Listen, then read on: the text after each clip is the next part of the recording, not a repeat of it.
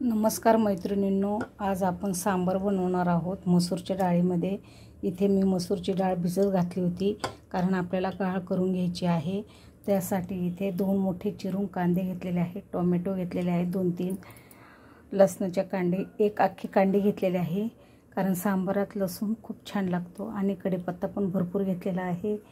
आणि चला तर इथे शेवग्याची शेंग, इथं डांगर भोपळा, काशीफळ भोपळा पण म्हणतात, डांगर भोपळा पण म्हणतात। घरचे माझ्या वांग्याच्या झाडाला 2-3 वांगे आले होते ते घेतले। इथे जांभळं वांग नाही मिळालं मला, मी घरचीच वांगे घेतलेले आहे। इथे 1 पावशेर भोपळा घेतलेला आहे, दुधी भोपळा। हे बघा शेवग्याच्या शेंगा घेतलेल्या आहेत, खूप सारी कोथिंबीर घेतलेली आहे। आणि इथे आहेत हे मसाले। आपल्याला मिरची पावडर टाकायची आहे सांबारामध्ये, हळद, धने पावडर, गरम मसाला पण टाकू शकतो आपण चवीनुसार। आणि इथे सांबार मसाला घेतलेला आहे। असं मस्त सांबार आपल्याला बनवायचं आहे आज। तुम्ही बघू शकता साहित्य। चला तर आपण आता सुरुवात करूया। चला तर इथे गॅसवर मी कढई ठेवलेली आहे। आता आपण इथे 1 चमचा भरून तेल टाकून घेऊया। तेल चांगलं कडकडून घेऊया। तेल छानसं तापलेलं आहे। आता आपण प्रथमतः मोहरी टाकून देऊया।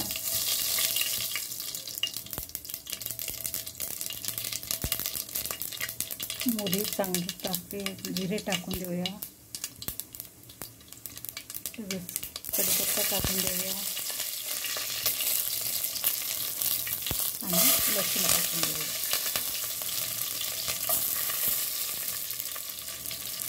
छानसं आपण हलवून घेऊया।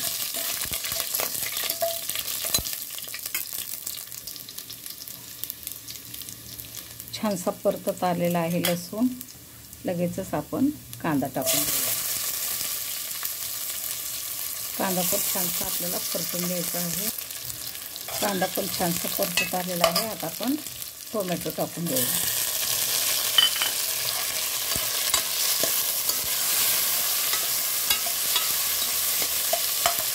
2 मिनिटे आपण परतून घेऊया असं।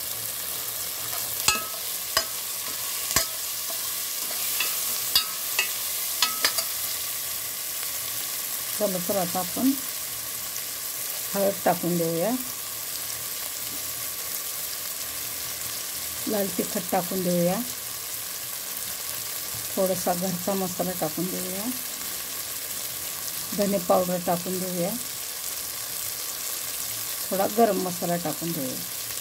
आता हे आपल्याला चांगलं मस्त परतून घ्यायचं आहे।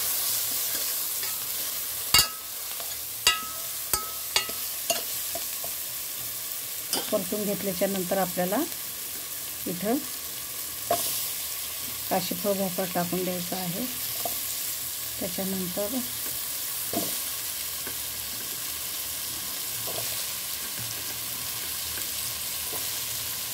दोन्ही भोपळे टाकून दिलेले आहेत, वांग्याचे काप टाकून दिलेले आहेत।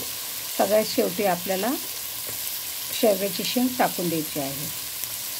हे पण छानसं आपण परतून घेऊया।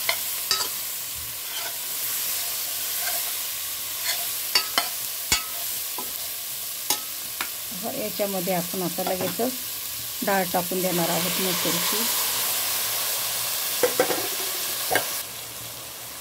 मसूरची डाळ टाकून आपण चांगलं एकजीव करून घेऊया सर्व।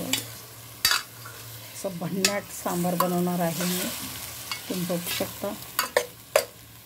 तर इथे आपण 1 चमचा मीठ टाकून घेऊया आणि इथे 3 ते 4 ग्लास पाणी टाकून देणार आहे मी त्यामध्ये। अर्ध शिजत आल्याच्या नंतर मी शेवग्याची शेंग टाकणार आहे। चला तर इथे पाणी टाकून घेते।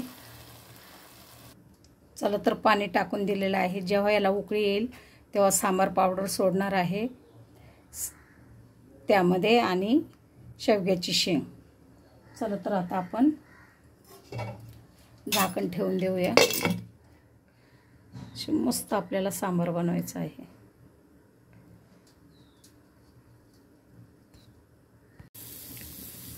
चला तर बघूया आपण आपलं सांबार झालं की नाही. वाव, मस्त स्मेल येतोय बघा. सांबार तर छान झालेला आहे. चला तर आता आपण शेवग्याच्या शेंगा टाकून देऊया. छान हलवून घेऊया.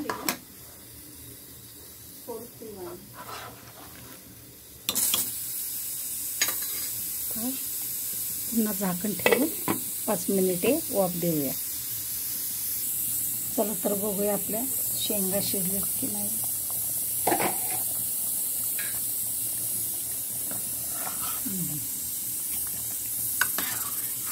झालेलं आहे. परत राहत आपण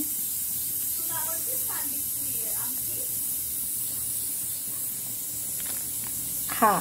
चला तर सांबार टाकून देऊया आपण.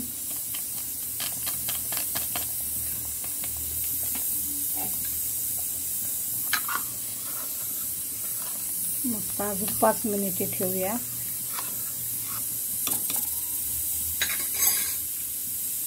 थोडीशी कोथिंबीर पण पेरून टाकूया आपण त्यामध्ये. बघा, अशा प्रकारे आपलं सांबार तयार झालेलं आहे. अजून 5 मिनिटे आपण याला असं ठेवून देऊया. गॅस चालू ठेवूया बारीक. अशा प्रकारे आपलं सांबार तयार झालेलं आहे. आणि डोसे आणि बटाट्याची चटणी. तुम्हाला जर माझी सांबारची रेसिपी आवडली असेल तर लाईक करा, शेअर करा, सबस्क्राईब करायला विसरू नका. घरच्या घरी डोसा, सांबार, चटणी.